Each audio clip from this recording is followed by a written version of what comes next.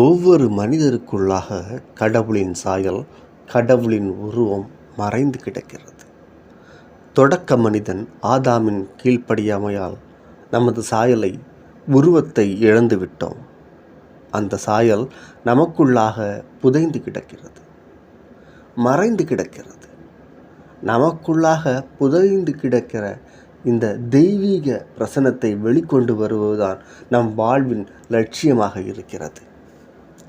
இந்த புனித லட்சியத்தை அடைய விவிலியம் நமக்கு 3 வழிகளை கற்றுத்தருகிறது.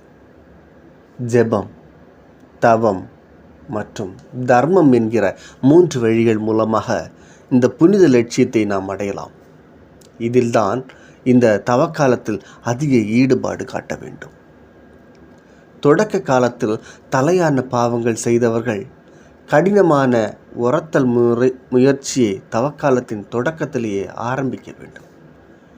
இந்த உறுத்தல் முயற்சியில் ஈடுபட்டவர்களுக்கென்று நோன்பு உடை கொடுத்து சாம்பல் தெளித்து திருச்சபையிலிருந்து விலக்கி வைக்கும் வழக்கம் இருந்தது. இந்த நோன்பு உடை மற்றும் சாம்பல் தெளிக்கும் வழக்கமானது பழைய ஏற்பாட்டு யோனா புத்தகத்தை சார்ந்ததாக இருக்கிறது. மனமாற்றம்தான் இந்த தவக்காலம் நமக்கு விடுவிக்கக்கூடிய அழைப்பு. நமது வாழ்வை மாற்றுவதற்காக இந்த நாட்களிலே சிந்திப்போம். நாம் செயல்படுத்த வேண்டிய மாற்றத்தை ஏற்படுத்த வேண்டிய வழிமுறைகளை யோசிப்போம், அதனை செயல்படுத்துவோம்.